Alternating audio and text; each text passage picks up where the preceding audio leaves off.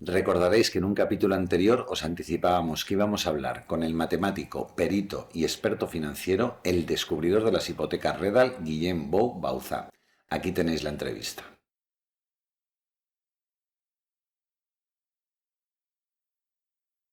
Hola, José Ramón. Buenos días. Bueno, aquí estamos. ¿Qué es el Redal? A ver,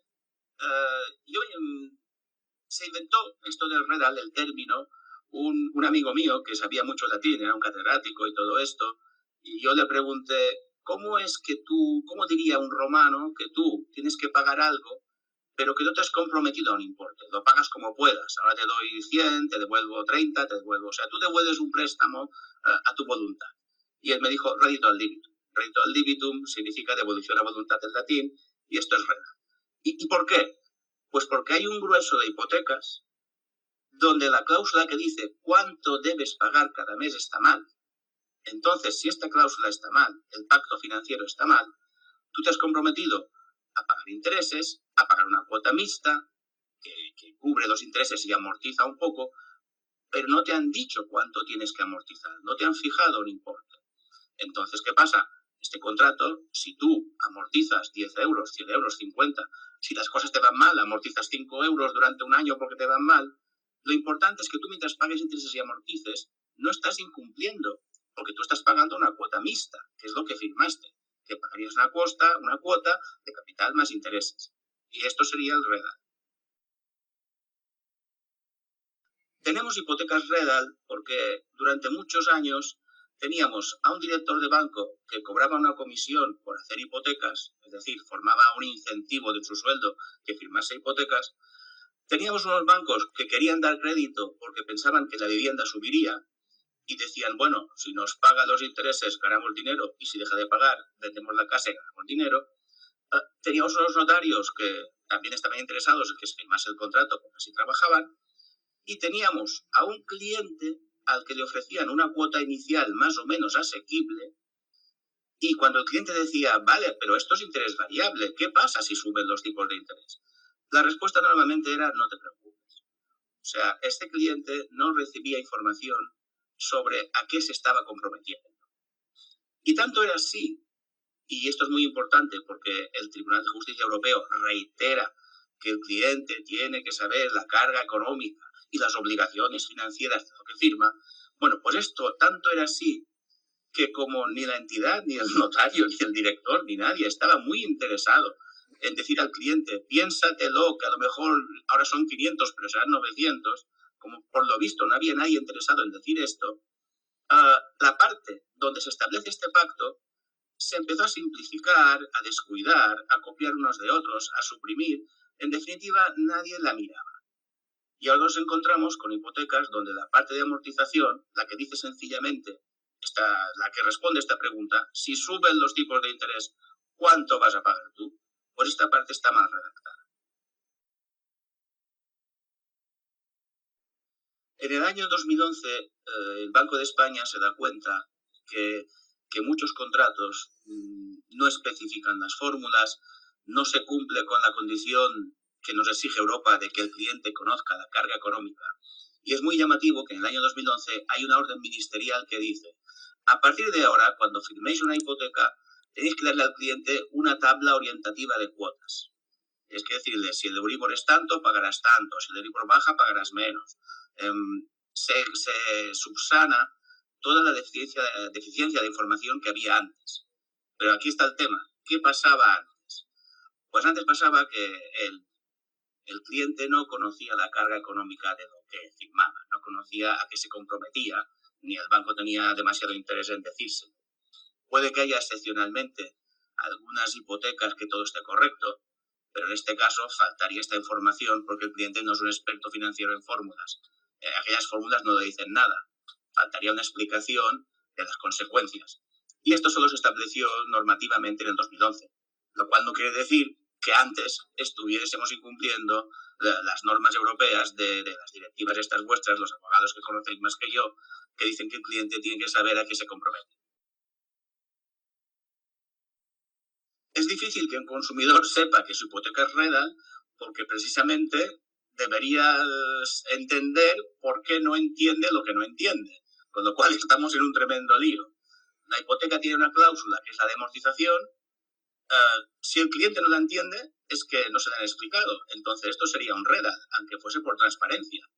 Pero no hay más remedio que analizar aquella cláusula y tiene que buscar las fórmulas e ir a un financiero que le explique si aquello está bien o mal. Porque hay muchos errores en esta cláusula. La estrategia REDAL para defenderse de una ejecución, pues tú, José Ramón, lo sabes, es lo que hacemos. O sea, entre el abogado y el financiero miramos todas las cláusulas financieras donde hay errores y encontramos que muchas de ellas, aquel error comporta que la ejecución no pueda continuar. Tiene que sobreseerse y aquella persona salva su casa y ya sabes que así se obliga al banco a negociar. O sea, hay que decir que estos casos no llegan a las audiencias porque el banco, cuando pierde en primera instancia, no le interesa demasiado que haya en segunda instancia algo que dé jurisprudencia. Por tanto, hay que decir también a la gente que hay muchos casos que se ganan, pero que nunca saldrán a la luz. Terminarán con una negociación privada. O sea, se para la ejecución y entonces el cliente y el banco y el abogado dicen, a ver, ¿qué hacemos aquí? Y ya está, el banco no está interesado en crear jurisprudencia real.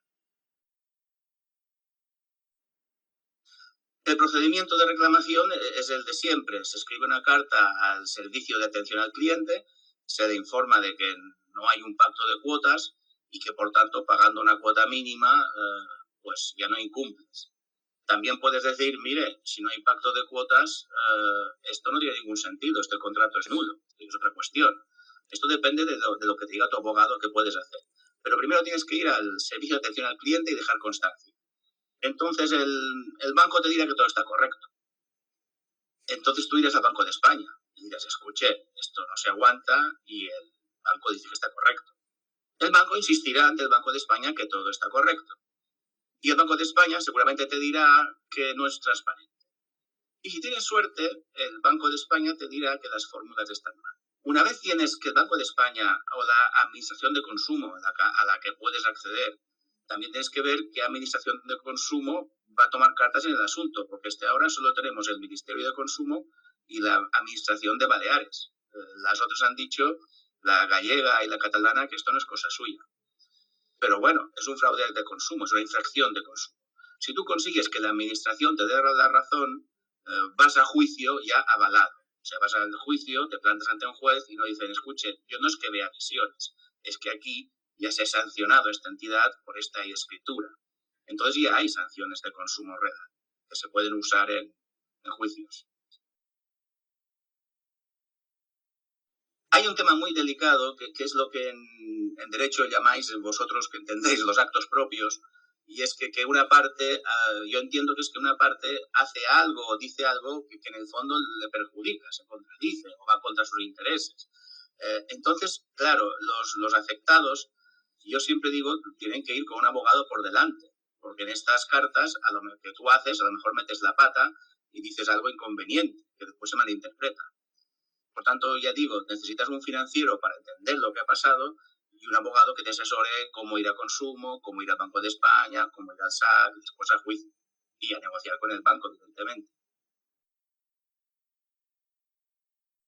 A ver, nuestro sistema de justicia establece que si pierdes un juicio pagas las costas, lo cual es caro. Pagas el abogado del otro, pagas el perito del otro si hay un perito.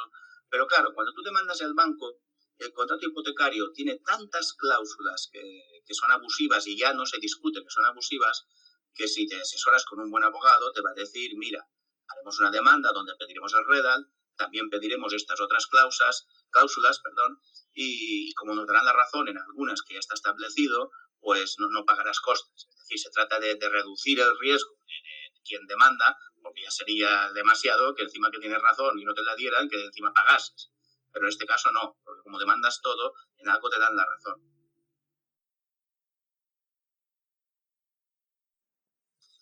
El tema es que los afectados por este tipo de hipotecas, que son ya muchos, y que se dan cuenta porque suben los intereses, las cuotas se disparan y no entienden qué está pasando, una parte de estos afectados sí que encontró una administración de consumo autonómica, que fue la Balear, Y entonces allí el director general, que era este señor Félix Alonso, sí que movió el tema, aplicó, denunció, o sea, puso sanciones de consumo, infracciones de consumo, lo cual es una multa para el banco de 20.000 euros, por ejemplo, que los bancos pagaron, ¿eh? O sea, algunos se quejó, pero allí el banco no es que admita, pero bueno, como mínimo ha pagado la multa. Este señor, ¿qué pasa? Que bueno, se presentó a diputado, salió por Tarragona, ya tenía fama de ser un alcalde que había sido protegiendo a la gente vulnerable y desahuciada y toda esta historia. Entonces, yo creo que él transmitió, pues no a todo el Congreso, evidentemente, pero sí a su partido, que es Sumar, le transmitió esta necesidad de que no se puede quitar casas a la gente cuando el contrato la gente no entendía lo que firmaba. Y que es algo que nos parece obvio, pero después tienes que conseguir un juez que lo ratifique con un banco que lo niega y que dice que todo está bien. Y bueno, el banco dice de todo cuando improvisa, cuando va a un juicio redal. Se inventa lo que sea para convencer al juez, aunque sea falso, la verdad. Aunque sea falso, el banco hará lo que sea para hacer valer aquel contrato que, ya digo, financieramente es papel mojado. Entonces, bueno, hasta ahora Sumar ha hecho estas preguntas al gobierno. Ahora ya tiene que el Banco de España le ha dado la razón, como ha dado la razón porque ya he dicho, este tipo de hipotecas, en un caso concreto de crecientes variables, no hay pacto sobre importe de las cuotas. Por tanto, yo entiendo que ahora el Parlamento ya tiene una voz que defiende esto. Ahora falta que los dos partidos, honestamente, digan, bueno, si hay que proteger a los ciudadanos españoles, pues les protegemos de verdad y admitamos que firmaron sin saber lo que sabían. Hagamos una ley, hagamos algo, o demos facilidades para que esta gente, si tiene razón de que no le informaron, pues hay que el contrato hay que revisarlo, discutirlo, corregirlo, o anularlo, o compensar.